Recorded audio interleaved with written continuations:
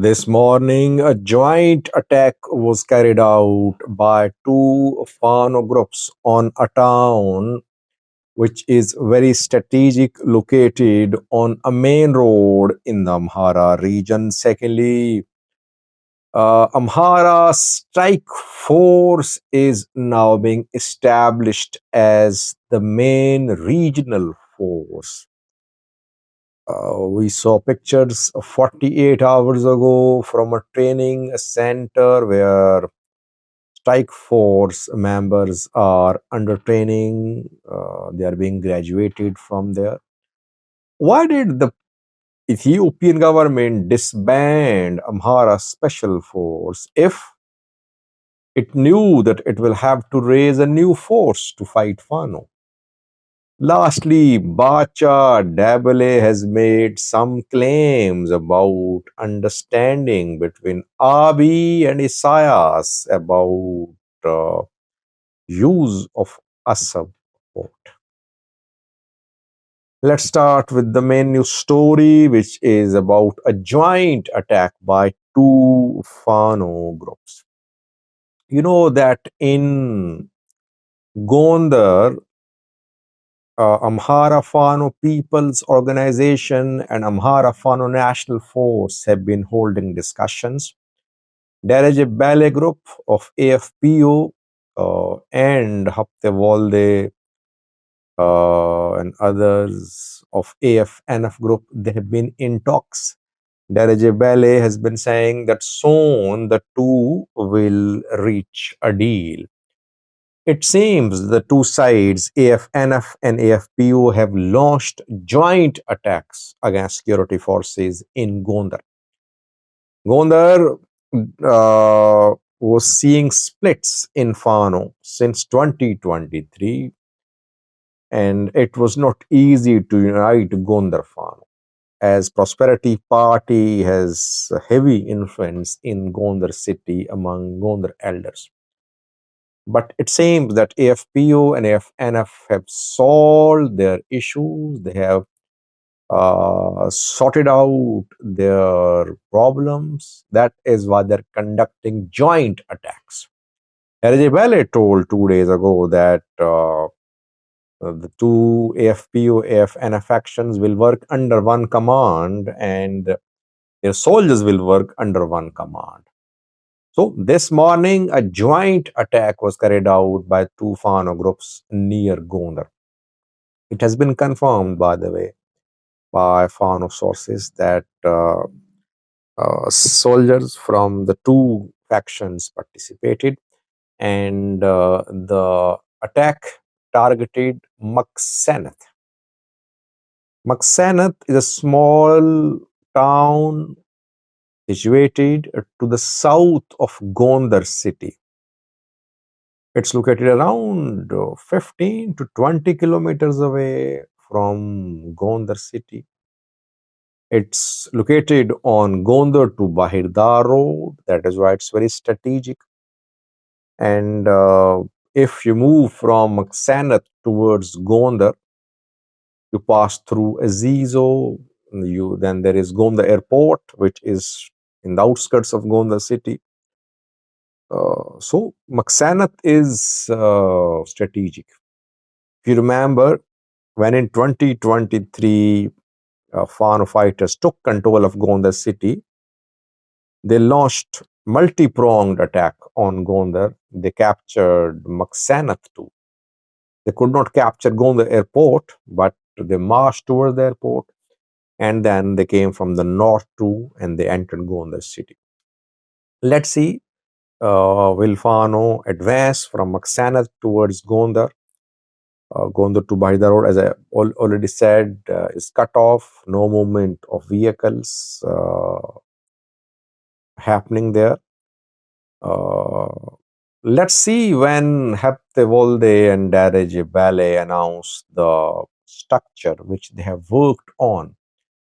Either they have completed their organizational work and they are starting attacks, or maybe talks are still ongoing, but they have started joint operations in Gondar. Secondly, viewers, Amhara region, has been raising a new force called Strike Force.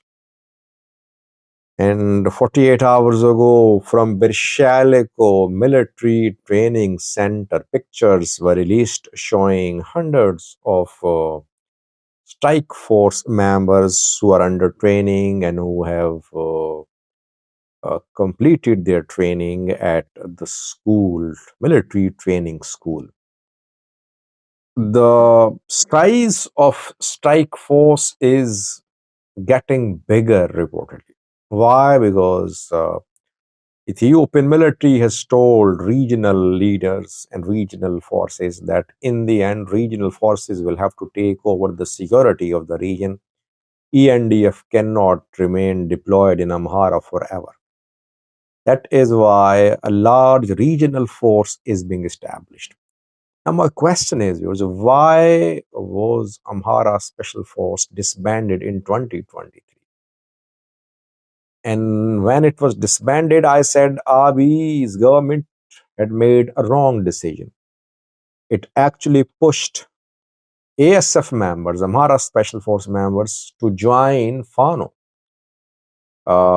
Since ASF and Fano jointly fought Tigray fighters, that is why ASF was not acceptable.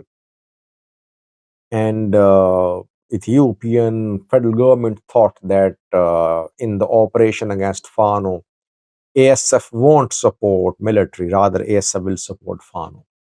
That is why Amhara Special Force was disbanded. But that was a wrong decision. Not everyone in ASF was supportive of Fano.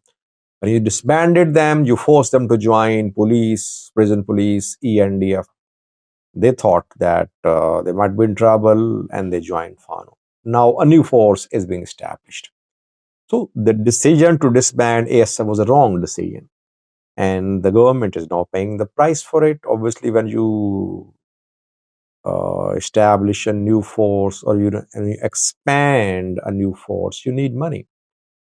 I think major chunk of Ethiopian budget is going to security.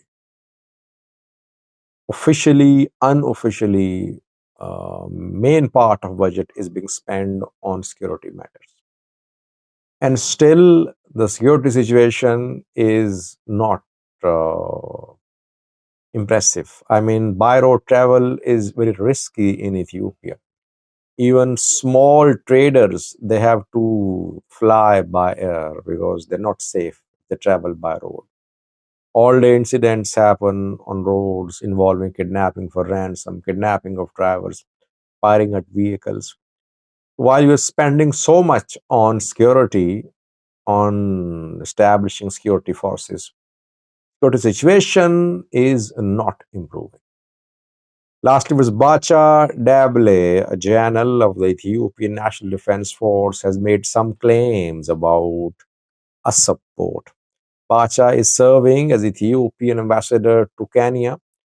Bacha's position was in danger. It was being said a few days ago that Bacha could be removed.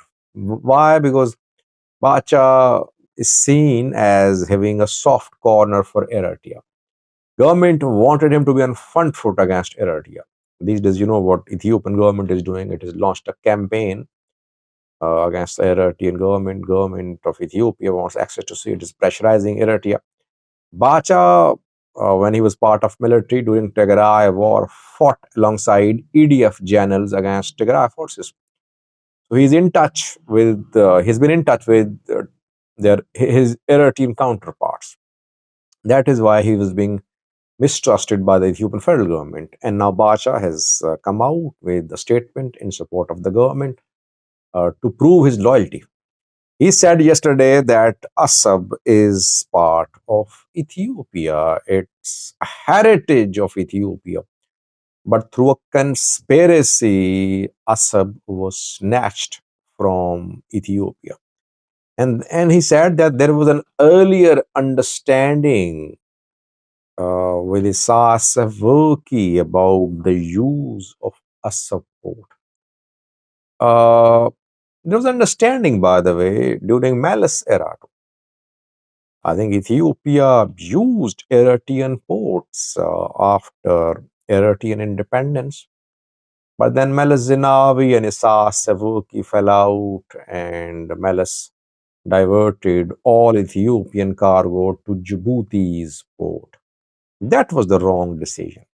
Even 1993 decision by Ethiopia to accept itself as a landlocked country, it was strategically a wrong decision. Strategically, I'm not talking about historical facts. Uh, and Abiy now wants to correct the mistake. Then during reconciliation period, starting from 2018, Abiy and Isaias definitely made some commitments. Both wanted to destroy TPLF.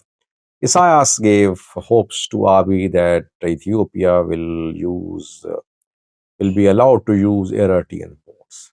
But after Pretoria, Isaias Afwerki turned against Abiy's government, and all those promises are not being honored now. That is why Abiy is reminding Isaias of the past promises through Bacha Debele and through other people. But as I said in last night's live chat, that Abiy is not looking toward the US. Do watch last night's live chat. I spoke in detail about Abiy's new move in last night's live chat. Thanks for watching.